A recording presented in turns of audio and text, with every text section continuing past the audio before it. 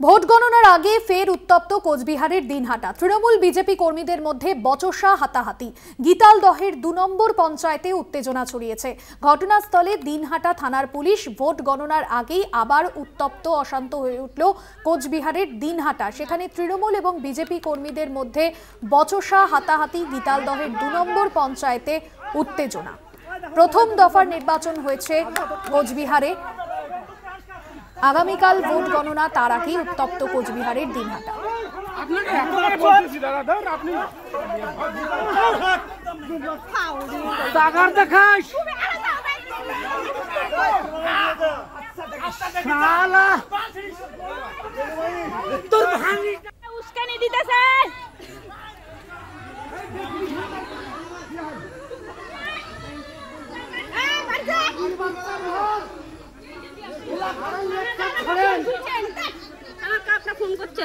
না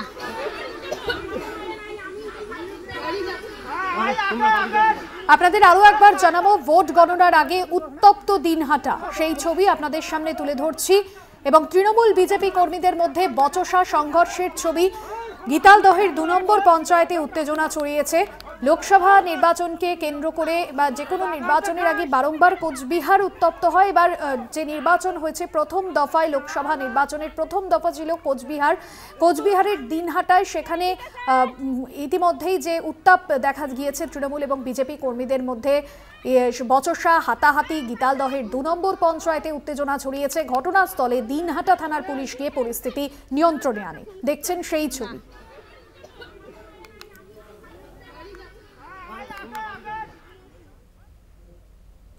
হিঙ্গলগঞ্জ থানায় তৃণমূল কর্মীদের বিরুদ্ধে অভিযোগ দায়ের হতেই তৃণমূল এবং বিজেপির মধ্যে সংঘর্ষ। বিজেপি কর্মীদের বাড়িতে চড়াও হওয়ার অভিযোগ। ইট পাটকেল নিয়ে বেধড়ক মারধরের অভিযোগ বিজেপি। হিঙ্গলগঞ্জ থানায় তৃণমূলের বিরুদ্ধে অভিযোগ সামনে আসছে। আর অভিযোগ দায়ের হতেই তৃণমূল বিজেপির মধ্যে সংঘর্ষ। বিজেপি কর্মীদের বাড়িতে চড়াও হওয়ার অভিযোগ, ইট পাটকেল নিয়ে বেধড়ক মারধরের অভিযোগ বিজেপি। সঞ্জিত চক্রবর্তী রয়েছেন আমাদের প্রতিনিধি ফোন লাইনে। সঞ্জিত, হিঙ্গলগঞ্জ থানায় তৃণমূল কর্মীদের বিরুদ্ধে অভিযোগ ইতিমধ্যেই সামনে আসছে। কি অভিযোগ তৃণমূল কর্মীদের বিরুদ্ধে? পাল্টা বিরোধীদের তরফে বা কি অভিযোগ আনা হয়েছে? দেখো, বসিরহাট লোকসভা কেন্দ্রের হিঙ্গলগঞ্জ বিধানসভার যে মাধবকাটি গ্রাম রয়েছে, সেখানে ভোটের দিন অর্থাৎ ১ জুন যে শেষ দফার নির্বাচন ছিল, সেই নির্বাচনে বেশ কয়েকজন নাকি বিজেপি কর্মী, কয়েকটি পরিবার বিজেপি কর্মী সমর্থক, তারা ভোট দিয়েছে বিজেপিতে। এই সন্দেহের বশতে প্রথমে তৃণমূল নেতারা তার বাড়িতে যায়, হুমকি দেয় এবং চড়া হয়। তারপরে এই তৃণমূল কয়েকজন কর্মীর বিরুদ্ধে কিন্তু হিঙ্গলগঞ্জ থানায় অভিযোগ দায়ের করলে, এই খবর তৃণমূল নেতৃত্বের কাছে পৌঁছালে বেশ কয়েকজন তৃণমূল কর্মীরা তার বাড়িতে গিয়ে চড়া হয়। চড়ারে উভয় পক্ষের মধ্যে সংঘর্ষ বেড়ে যায়। রীতিমতো বিজেপি ও তৃণমূলের মধ্যে সংঘর্ষ বেড়ে যায় এবং বেড়ে গেলে কিন্তু বেশ কয়েকজন জখম হয়। ইতিমধ্যে এই ঘটনার জেরে শাসক দলের নেতার পক্ষ থেকে অভিযোগ পাল্টা দাবি করা হয়েছে, যেটা দুটো পরিবারের মধ্যে গন্ডগোলের জের। এর সঙ্গে রাজনৈতিক কোনো কারণ নেই, হয়তো তৃণমূলকে কালিমালিপ্ত করতে এই ধরনের ঘটনা ঘটাচ্ছে অর্থাৎ বিজেপি। কিন্তু বিজেপির পাল্টা আবার অভিযোগ যে তৃণমূল আশ্রিত দুষ্কৃতীরা যা দিনের বেলায় এই বেঁচে বেঁচে বিজেপি কর্মী সমর্থকদের উপরে হামলা চালাচ্ছে এবং প্রাণঘাতী হামলা চালাচ্ছে। এই অভিযোগ, পাল্টা অভিযোগ এলাকা যথেষ্ট উত্তপ্ত হয়ে রয়েছে। ঘটনাস্থলে পুলিশ গিয়ে যেমন বেশ কয়েকজনকে আটক করে জিজ্ঞাসাবাদ করছে।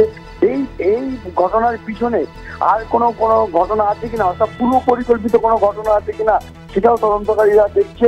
পাশাপাশি হিঙ্গলগঞ্জের বিধায়ক দেবেশ মণ্ডল বলেছেন, এর সঙ্গে কোনো রাজনৈতিক ঘটনা না, এটা দুটো পরিবারের মধ্যে গন্ডগোল।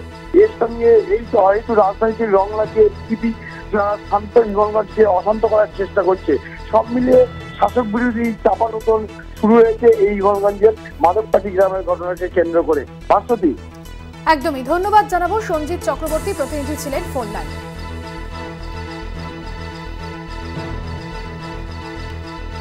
হিঙ্গলগঞ্জ থানায় তৃণমূলের বিরুদ্ধে অভিযোগ। ইতিমধ্যেই যে অভিযোগ সামনে এসেছে, আমরা দেখেছিলাম ভোটের দিন সন্দেশখালী যেভাবে উত্তপ্ত হয়েছিল বসিরহাট লোকসভা কেন্দ্রের সন্দেশখালীতে তৃণমূল বিজেপির মধ্যে সংঘর্ষের ছবি এবং বিজেপি প্রার্থী রেখা পাত্রকে ঘিরে বিক্ষোভ দেখাতে থাকেন গ্রামবাসীরা। সব মিলিয়ে বারবার উত্তপ্ত হয়েছে সন্দেশখালী। এবার সন্দেশখালীর যে অভিযোগ ইতিমধ্যেই দায়ের করা হয়েছে তৃণমূলের বিরুদ্ধে অভিযোগ।